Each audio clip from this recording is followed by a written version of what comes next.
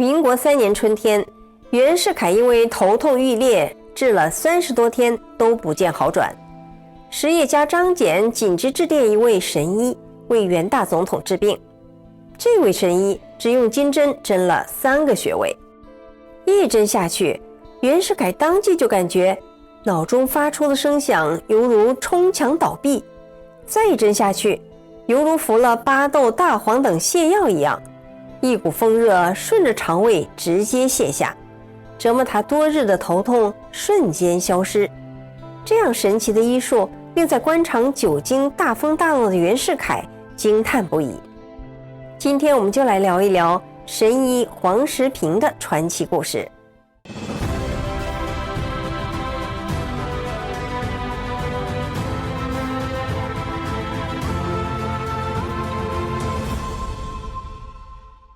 清朝中晚期，黄石平的父亲黄良凯曾在山东做了好几任的县官，深得地方百姓爱戴。由于他为官清廉，家中没有多少积蓄，一直到了晚年才在宜昌得到了一个离金局的差事，相当于在税务局工作。但是不久之后，他就得了半身不遂，终日不能动弹。家人请了名医诊治，服了不少的汤药，就是不见好转。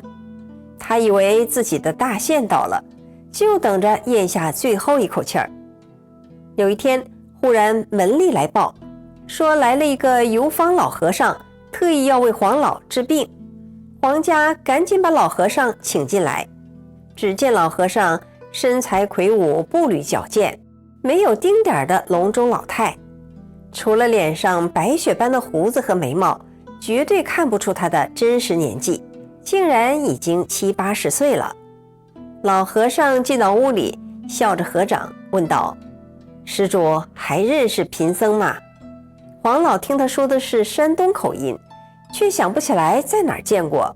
老和尚笑着说：也不怪施主没有印象，俗话说得好，100个和尚认得1个施主，1个施主也认不得100个和尚啊。老僧便是蓬莱千佛寺的住持圆觉呀。听到这儿，黄老想起来了，10多年前他任蓬莱知县的时候，有几个无赖痞绅要抢夺千佛寺的寺产，双方告到了县衙。之前的县官因为受了痞绅的贿赂，不能公正判决，直到黄良凯到任，秉公判决，彻底结了这个案子。圆觉住持一直想报答黄老的大恩大德，但苦于没有机会。后来他听说黄老得了半身不遂，精通医术的他特意赶到宜昌为黄老治病。圆觉仔细地诊查了一会儿，说：这病不用金针不能治好，即便用针也不是1、2天就能见效，多则半个月，少则10天才能痊愈啊。黄老一听，恢复有望，喜上眉梢，只要能治好，就是1年半载，我也是十分感激了。圆觉取出一个布包，里面全是细细的金针，而且粗细长短不一。他用金针刺入黄老的穴位，留针不到1刻，黄老就觉得全身舒畅了许多。就这样，老和尚每天下针2、3次不等。到了第5天，卧床半年的黄老就能下床走动了。他感激老僧，犹如神医在世，妙手回春。在这几天的相处中，黄老发现圆觉老和尚不但娴熟医术，而且文武双全，两个人谈得很是投缘。有一天闲聊，圆觉说：我生平所学，唯独针术独得一人传授，多年来一直想传授一个徒弟，免得我圆寂后针术失传。但我物色了多年，也不曾遇到一个可传之人。这等针术如果所传非人，将来酿成祸害也是不堪设想。我宁肯失传，也不敢滥传。于是黄老就问了：那住持要选一个怎样的人才能传授这等神术啊？老和尚说：这个就很难说了。真能学到此等医道之人，让我见一面就能一目了然了。黄老就顺嘴说了一句：不知我那犬子3人当中，是否有能得真传之人？元觉很诧异地说：贫僧听说黄老有4位公子，怎么说是3位呢？原来黄老有4个儿子，老大到老3个个精明干练，所以他只期望这3个儿子。而老4黄石平打小身体瘦弱，性格孤僻，从3、4岁起就不苟言笑，随着年纪越长越大，怎么看都像个傻小子。别人欺负他嘲笑他，他都是打不还手，骂不还口，被人打了一顿转眼就忘了，就像啥事儿也没发生过一样。所以大家认定了黄石平就是个脑子缺根筋的傻瓜。黄老怕小儿子出来丢人，就没让他见客。元觉见过3位公子后，执意要见见那个傻小子，还说了一句：这世间多有痴于人事而不痴于学术之人。黄老无奈，只好叫人把小儿子带过来。那年黄石平14岁，看起来愣头愣脑的，被家仆一把推到了老僧面前。元觉打量了他一下，脸上露出欣慰的笑容，对黄老说：嗨，我就说嘛，世间多有痴于人事而不痴于学术的，这话果然应在4公子身上。我要传的徒弟正是4公子这样的人呐。黄老很惊讶，此话怎讲？难道我那傻儿子真能学真术？元觉朗声一笑，看来我的真道不该失传，竟有这等巧事。所谓踏破铁鞋无觅处，得来全不费功夫。当天黄老就让傻儿子拜元觉为师。从此元觉就住在黄家，但他一开始并没有直接教黄石平真术，教的是什么呢？居然是武艺和读书。根据黄氏家传针灸记载，元觉传授武艺，先是劳其筋骨，将小石平牵到烈日或月亮底下，脱下他的衣服，先是倒踢2脚，乱抖一通，放松他的全身骨节，然后摩擦周身皮肉，用药水给他洗澡，强健他的体格。等黄石平稍长一些，便教他内外少林气功，包括18般兵器，一直到他练成擒千斤以1指，碾砖石而成泥的程度。元觉老僧早晚教黄石平练拳习武，白天教他读书写字。黄石平心地笃静，凡是老僧教授的，他都能专心致志地潜心静修，所以武艺和学业突飞猛进。到这个时候，黄老才知道自家的傻小子根本就是一个神童啊！一转眼3年过去了，黄老卸任返回家乡，元觉也随他们来到了江西。当黄石平的文武基本功都已经打得很扎实的时候，元觉才开始了传授医道。老和尚用朱笔在白壁上画出了许多的红圈，引然构成人体脉络。每天让黄石平拿着竹签，向着红圈中心去扎。当他练到每扎必中之后，老僧将红圈逐渐的缩小，仍像原先一样去扎。练到后来，红圈小的像芝麻粒儿，而竹签呢就改为钢针。黄石平艰苦练习，仍能每扎必中。当扎针的基本功也练扎实以后，老和尚才拿出一张铜人图，每个穴位上有一个针孔般的小红点。黄石平用钢针随手去扎，想扎什么穴位，伸手即中。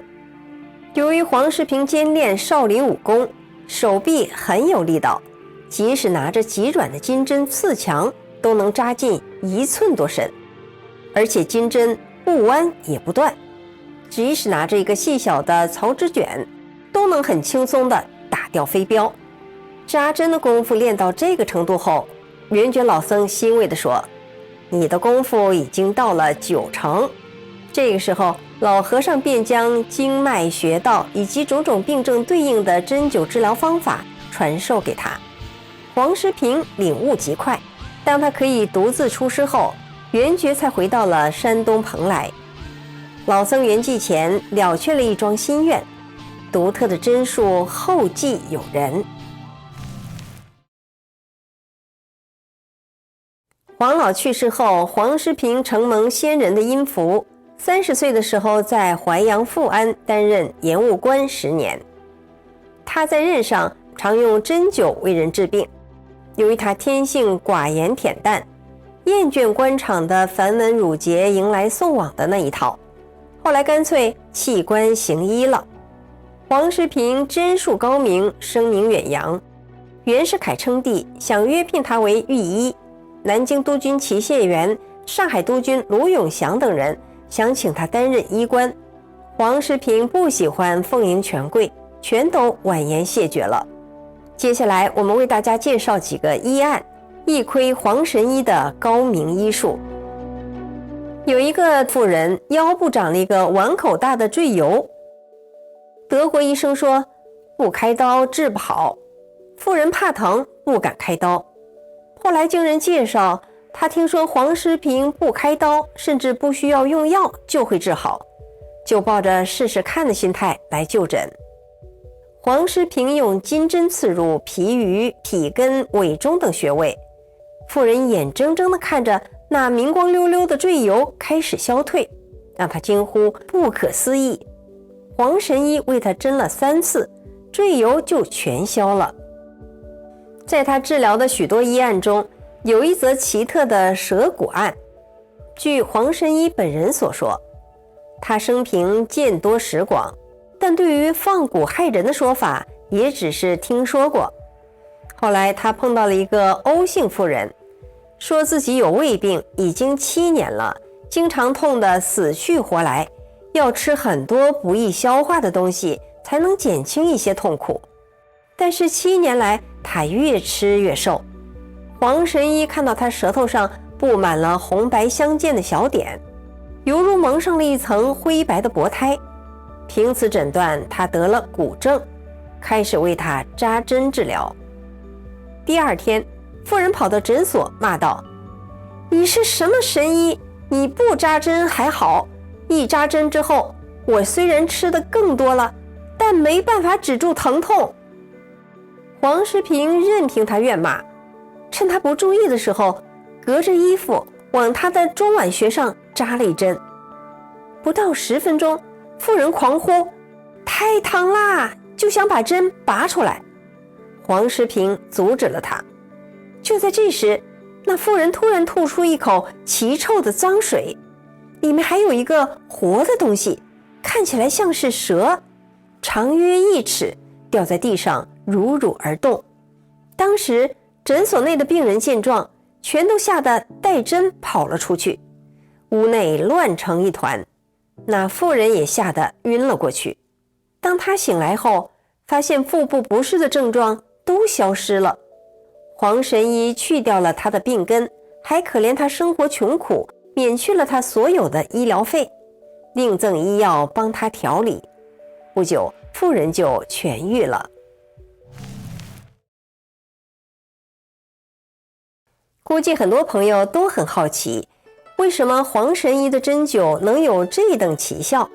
根据黄穗松撰写的《黄氏家传针灸》介绍，黄石平针法与众不同的是，第一，必须精通少林拳术和内外气功，才能将全身的精气神运用到2指之上，施于患者患处，针到病除，有不可思议之奇效。第二，用纯的金针，光滑而不生锈，金针性软，不伤筋骨，其味甜，能祛风败毒，调和气血，疏通经络，比铁针更胜一筹。黄穗松回忆黄石平治病的情景，说他临症切脉沉吟思考的时候，连眉宇间都带着一股威严凝重的气势。他将左右2手握拳运力，只听得手指骨节咔咔作响，然后聚精会神，将金针拿在手里，手如卧虎，势如擒龙。左手大拇指准确地按住患者的穴位，右手持针，施运内劲，准确刺入穴位。有些患者在针刺的瞬间感到剧痛，但金针进入穴位后，病痛似乎立刻烟消云散，效果是立竿见影。